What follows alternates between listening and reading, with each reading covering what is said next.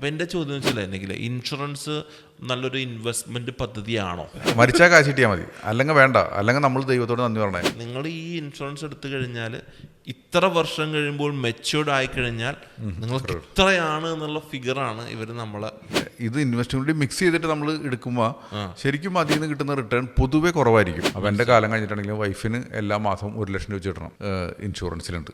പിന്നെ ഇവർ ഇമോഷണലി അപ്പം മരിച്ചാൽ അല്ല നിങ്ങൾക്ക് എന്തെങ്കിലും സംഭവിച്ചു കഴിഞ്ഞാൽ അപ്പം നിങ്ങൾ പറയണ അത് ചെയ്യണ്ട. ഒരു ഇനീഷ്യൽ ടൈമിൽ അതിൻ്റെ ആവശ്യമില്ല. പിന്നെ എന്ത് ചെയ്യണം? ഞാൻ മറ്റൊരു പോഡ്കാസ്റ്റിംഗ് എപ്പിസോഡിലേക്ക് നമ്മുടെ എല്ലാ സുഹൃത്തുക്കൾക്കും സ്വാഗതം. നിഖിലുമായിട്ടുള്ള കഴിഞ്ഞ എപ്പിസോഡ് ചിട്ടിയെക്കുറിച്ച് നമ്മൾ പറഞ്ഞു. അതിൽ നിങ്ങളുടെ ഫാദർ ചിട്ടി ബിസിനസ് ഉണ്ടല്ലേ? അതുപോലെ തന്നെ നിങ്ങൾ അവിടുത്തെ ഒരു LIC ഏജന്റും കൂടെയാണ് അല്ലേ? അച്ഛൻ LIC എന്നാണ് ഫിനാൻഷ്യൽ ഫീൽഡിലേക്ക് വന്നത്. ആണല്ലേ? അപ്പം അന്ന് മുതൽ നിങ്ങൾ ചെറുപ്പം മുതൽ കാണുന്നത് ഇതൊക്കെ തന്നെയാണ്? ഞാനൊരു എനിക്ക് തോന്നുന്നു ഒരു 3-ാം ക്ലാസ്സൊക്കെ തുടങ്ങിയിട്ട് ഇത് കാണുന്നുണ്ട്. അപ്പം അതിൻ്റെ ഒരു ഇൻഫ്ലുവൻസ് നിങ്ങൾക്കുണ്ട്? അതുണ്ട് ഡെഫിനറ്റ്ലി. കാണുന്നത് നമ്മളതല്ലേ? അതെ ശരിക്കും ഇപ്പോൾ ആലോചിക്കും മര്യാദയ്ക്ക് പഠിക്കാനൊന്നും പോണ്ടായിരുന്നു അച്ഛൻ്റെ കൂടെ കൂടിയാൽ മതി.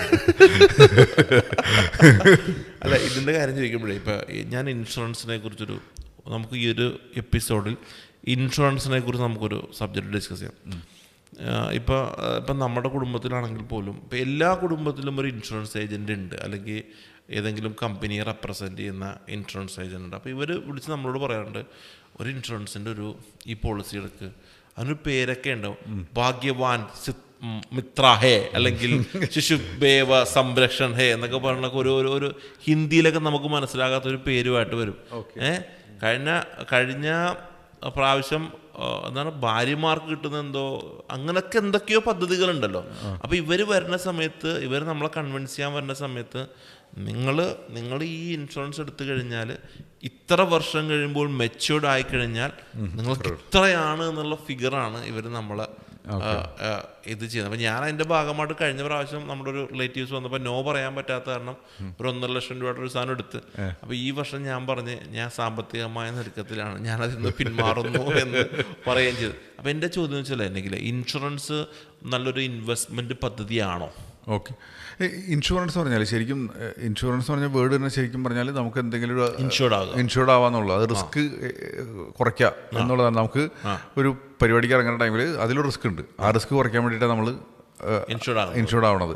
അപ്പോൾ കാറിൻ്റെ ഒക്കെ ഇൻഷുറൻസ് എടുക്കുകയാണെങ്കിൽ കാറ് ഇടിച്ചാൽ നമുക്ക് കാറ് റിപ്പയർ ചെയ്യാൻ പൈസ കിട്ടും, അല്ലെങ്കിൽ നമ്മുടെ തേർഡ് പാർട്ടിക്ക് ആരെങ്കിലും എന്തെങ്കിലും പറ്റിക്കഴിഞ്ഞാൽ അത് പൈസ അവർ കൊടുത്തോളും. ഇതാണ് ഇൻഷുറൻസ് എന്ന് പറഞ്ഞാൽ. ശരിക്കും അപ്പോൾ അത് ഇൻവെസ്റ്റ്മെന്റ് അല്ല ഫസ്റ്റത്തെ കാര്യം. ഇനി ഇത് ഇൻവെസ്റ്റ്മെന്റ് മിക്സ് ചെയ്തിട്ട് നമ്മൾ എടുക്കുമ്പോൾ ശരിക്കും അതിൽ നിന്ന് കിട്ടുന്ന റിട്ടേൺ പൊതുവെ കുറവാണ്. ഇപ്പോൾ FD-നേക്കാളും കുറവാവാം ആ റിട്ടേൺ ശരിക്കും നമ്മൾ. പക്ഷേ ഇതിൽ നമ്മളൊരു കാര്യം ഇൻഷുറൻസ് എടുക്കുന്നത് 20 വർഷത്തേക്കാണ്. അപ്പോൾ നമ്മളിപ്പോൾ 1 ലക്ഷം രൂപ ഇടണമെന്നുണ്ടെങ്കിൽ അവർ പറയും 20 വർഷം കഴിയുമ്പോൾ നിങ്ങൾക്ക് ഇപ്പോൾ ഒരു 50 ലക്ഷം എന്ന് പറയുമ്പോൾ അത് വലിയ എമൗണ്ട് ആയിട്ട് നമുക്ക് തോന്നും. നമ്മുടെ മനസ്സിലേക്ക് കാണുന്ന വലിയ ബിഗ് ഫിഗറാണ്. ഞാനത് വീണുപോയത് അല്ല, ഈ വലിയ ഫിഗർ കാണുന്ന പറഞ്ഞാൽ നമ്മൾ ശരിക്കും അത് ആനുവൽ റിട്ടേൺ നമ്മൾ നോക്കുകയാണെങ്കിൽ ഈ പറഞ്ഞ 5% താഴെ ആയിരിക്കും, അല്ലെങ്കിൽ 5%, 6% ഉണ്ടാവത്തുള്ളൂ. അത് നമുക്ക് ശരിക്കും ഇപ്പോൾ വളരെ സിമ്പിളാണ്. IRR എന്നൊക്കെ പറഞ്ഞിട്ട് കാൽക്കുലേറ്റർ ഇട്ട് നമുക്ക് നോക്കിക്കഴിഞ്ഞാൽ തന്നെ നമുക്ക് ക്ലിയർ ആയിട്ട് കാണാൻ പറ്റും ഇത് അത്രയധികം റിട്ടേൺ ഇല്ല എന്നുള്ളത്. പിന്നെ ഇവർ ഇമോഷണലി അപ്പം മരിച്ചാൽ നിങ്ങൾക്ക് എന്തെങ്കിലും സംഭവിച്ചാൽ ഈ സംഭവിച്ചാൽ എന്ന് പറയുമ്പോൾ നമ്മൾ മനസ്സിലാക്കേണ്ട കാര്യം നമുക്ക് ഇൻഷുറൻസ് മാത്രം മതി. അപ്പോൾ നമ്മൾ പണ്ടൊക്കെ എപ്പോഴും വീഡിയോയിൽ പറഞ്ഞിട്ടുള്ളത് നമുക്ക് ഒരു മെഡിക്കൽ ഇൻഷുറൻസ് വേണം. നമ്മൾ ഹോസ്പിറ്റലായി കഴിഞ്ഞാൽ അത് കൊടുക്കാനുള്ളത് അത് വേറെ, അതൊന്നും എടുക്കണം, നിർബന്ധമായിട്ട് എടുക്കണം.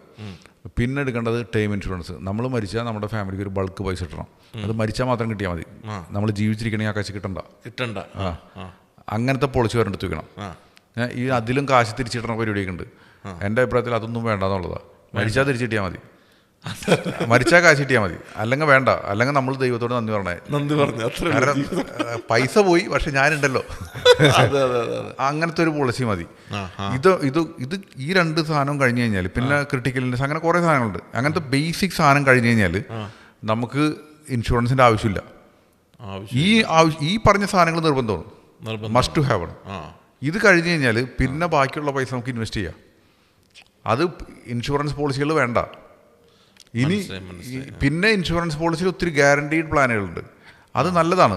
ഇപ്പം നമുക്ക് അത്യാവശ്യം വെൽത്ത് ക്രിയേറ്റ് ആയി. ഇനി നമുക്ക് വേണ്ടത് ഒരു റിസ്ക്കും ഇല്ലാണ്ട് എനിക്ക് അല്ലെങ്കിൽ എൻ്റെ ഭാര്യയ്ക്ക് എനിക്ക് പെൻഷൻ കിട്ടണം. അവർക്ക് ഒരു റിസ്ക് കൊടുക്കാം. കാരണം എനിക്ക് അത്യാവശ്യം ഇപ്പോൾ എനിക്കൊരു 5 കോടി 6 കോടി രൂപയുടെ ആസ്തിയുണ്ട്. എനിക്കറിയാം പൈസ എങ്ങനെ മാനേജ് ചെയ്യുന്നത്. പക്ഷേ ചിലപ്പോൾ എൻ്റെ ഭാര്യയ്ക്ക് ചിലപ്പോൾ മാർക്കറ്റിൻ്റെ റിസ്ക് ഒന്നും അറിയാൻ പറ്റില്ല. അപ്പോൾ എൻ്റെ കാലം കഴിഞ്ഞിട്ടുണ്ടെങ്കിലും വൈഫിന് എല്ലാ മാസവും 1 ലക്ഷം രൂപ വെച്ച് കിട്ടണം. അങ്ങനത്തെ നല്ല പ്ലാനുകൾ നമുക്ക് ഇൻഷുറൻസിലുണ്ട്. അത് അത്രയും വെൽത്ത് കയ്യിലുണ്ടായി കഴിഞ്ഞിട്ടായിരിക്കും അത്രയും കാര്യങ്ങൾ നോക്കേണ്ടത്. അപ്പോൾ അങ്ങനത്തെ ഇതെല്ലാം ശരിക്കും പറഞ്ഞാൽ ഒരു നന്നായിട്ടിരുന്ന് ആലോചിക്കണം. എന്നിട്ട് ആ പോളിസിയുടെ ആവശ്യങ്ങൾ മനസ്സിലാക്കണം, അങ്ങനെ കാൽക്കുലേറ്റ് ചെയ്യണം. അല്ലെങ്കിൽ നമ്മുടെ റിക്വയർമെൻറ്റ് ശരിക്കും എന്താണെന്ന് മനസ്സിലാക്കണം. ഇത് മനസ്സിലാക്കിയിട്ടേ നമ്മൾ ചെയ്യേണ്ട കാര്യമുള്ളൂ. അല്ലാന്നുണ്ടെങ്കിൽ ഇപ്പോൾ ഒരു സെയിൽസ് പ്രഷറിൻ്റെ പുറകിൽ പോയിട്ട് ദയവ് ചെയ്തിട്ട് ഇത് എടുക്കരുത്. അപ്പോൾ നിങ്ങൾ പറഞ്ഞത് ഇൻഷുറൻസ് ഒരു ബേസിക് ഒരു ടേം ഇൻഷുറൻസ് വേണം, ഒരു മെഡിക്കൽ ഇൻഷുറൻസ് വേണം, മസ്റ്റായിട്ടും.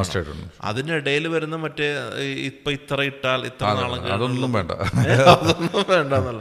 അതിന് കാരണം എന്ന് വെച്ചാൽ നിങ്ങൾ പറഞ്ഞ പോലെ കാൽക്കുലേറ്റ് ചെയ്യുമ്പോൾ FD-യേക്കാൾ കുറവാണ് കിട്ടുന്നത്. അതിനേക്കാൾ ഉപരി അത് ലോക്ക്-ഇൻ പ്രൊഡക്റ്റാണ്. ലോക്ക്-ഇൻ പ്രൊഡക്റ്റ് എന്ന് പറഞ്ഞു കഴിഞ്ഞാൽ നമുക്ക് ഇപ്പോൾ എൻ്റെ അടുത്ത് ഇൻഷുറൻസ് പ്രൊഡക്റ്റ് ഇപ്പോൾ 1 കോടി ഉണ്ടെന്ന് വിചാരിക്കും. ഞാനിപ്പോൾ ചില ആൾക്കാരൊക്കെ എന്നോട് പറയാറുണ്ട് ഇങ്ങനെ, ഞാൻ അങ്ങനെ പറയണില്ല. ചില ആൾക്കാരൊക്കെ പറയും ഞാനിപ്പോൾ 1 കോടി രൂപ ഇന്ന പ്ലാനിലിട്ടുണ്ടെന്ന് പറയും. എനിക്ക് കാലാകാലം എനിക്ക് ഇത്ര രൂപ വെച്ച് പെൻഷൻ കിട്ടുമെന്ന് പറയും. പക്ഷേ ആ പൈസ തിരിച്ചെടുക്കണം എന്നുണ്ടെങ്കിൽ സറണ്ടർ വാല്യൂ ചിലപ്പോൾ ഒരു 75 ലക്ഷം 60 ലക്ഷമൊക്കെ ഉണ്ടാവുള്ളൂ. അപ്പോൾ അത് കംപ്ലീറ്റ് ഇപ്പോൾ നമുക്ക് 1 കോടി ഇട്ട് കഴിഞ്ഞിട്ടുണ്ടെങ്കിൽ പിറ്റേ വർഷമാണോ അല്ലെങ്കിൽ അയ്യോ എനിക്ക് ഈ 1 കോടി ആവശ്യമുണ്ടെന്ന് നമുക്ക് തിരിച്ചെടുക്കണം എന്നുണ്ടെങ്കിൽ തിരിച്ച് 75 ലക്ഷം കിട്ടുള്ളൂ, അല്ലെങ്കിൽ 60 ലക്ഷം കിട്ടത്തുള്ളൂ. സറണ്ടർ ചെയ്യുമ്പോൾ അത്രയും എമൗണ്ട് കിട്ടുള്ളൂ. അപ്പോൾ 25 ലക്ഷം വെറുതെ പോയാൽ. അപ്പോൾ ഞാനൊരു കാര്യം ചോദിക്കട്ടെ, ഞാൻ കഴിഞ്ഞ പ്രാവശ്യം 1.5 ലക്ഷം രൂപ കൊണ്ടിട്ടേക്കുന്നത് എമൗണ്ട് എല്ലാ വർഷവും 1.5 ലക്ഷം രൂപ വെച്ച് കൊടുക്കണം. അപ്പോൾ എനിക്കിനി 1.5 ലക്ഷം രൂപ കിട്ടുക സാധ്യത കുറവാണല്ലേ? അല്ല, കൊടുക്കുകയാണെന്നുണ്ടെങ്കിൽ ഇന്ന ടൈം കഴിയുമ്പോൾ നമുക്ക് തിരിച്ചെടുക്കാൻ പറ്റും. ഇനി അല്ലാന്നുണ്ടെങ്കിൽ ആ പോളിസി തന്നെ നമുക്ക് വേണമെങ്കിൽ സറണ്ടർ ചെയ്യാന്ന് പറയും. അപ്പോൾ എത്ര രൂപ ഉണ്ടെന്നുള്ളത് നിങ്ങൾ ബ്രാഞ്ചിനോട് വിളിച്ച് ചോദിക്കേണ്ടി വരും. ഓക്കെ. അപ്പോൾ അല്ല, ശരിക്കും പറഞ്ഞാൽ എടുത്തിട്ടുണ്ടെങ്കിൽ കണ്ടിന്യൂ ചെയ്യാനേ ഞാൻ പറയുള്ളൂ. എടുത്തിട്ട് കണ്ടിന്യൂ ചെയ്യാം. ഇപ്പോൾ ഇനി പുതിയ പ്ലാൻ എടുക്കുന്ന ടൈമിൽ നമുക്ക് ആലോചിക്കുക, ഒരു ഇൻവെസ്റ്റ്മെൻറ്റ് ആംഗിളിൽ നോക്കുമ്പോൾ ഇത് റൈറ്റ് ആണോ, അതിനേക്കാളും ബെറ്റർ പ്രൊഡക്റ്റ് ഉണ്ടോ എന്നിട്ട് നോക്കിയിട്ട് ഇൻവെസ്റ്റ് ചെയ്യാന്നുള്ളൂ. ഞാനിനി വേറെ ജസ്റ്റ്, അതായത് ഇപ്പോൾ ടേം ഇൻഷുറൻസും നിങ്ങൾ പറഞ്ഞ മെഡിക്കൽ ഇൻഷുറൻസും എടുത്തൊരാളാണെന്ന് വിചാരിക്കുക. എല്ലാ കുടുംബത്തിലും ഉണ്ടാവുമല്ലോ ഒരു ഇൻഷുറൻസ് റിലേറ്റഡ് ആയിട്ടുള്ള ഒരു സെയിൽസ് പേഴ്സൺ ഉണ്ടാവുമല്ലോ. അയാൾ വന്ന് ഇങ്ങനെ ഒരു പേരും പറഞ്ഞ് നമുക്ക് വായിക്കൊള്ളാത്തൊരു ഹിന്ദിയിൽ പേരും പറഞ്ഞിട്ട് ഈ സാധനം ചെയ്യണ സമയത്ത് അപ്പം നിങ്ങൾ പറയണ അത് ചെയ്യണ്ട.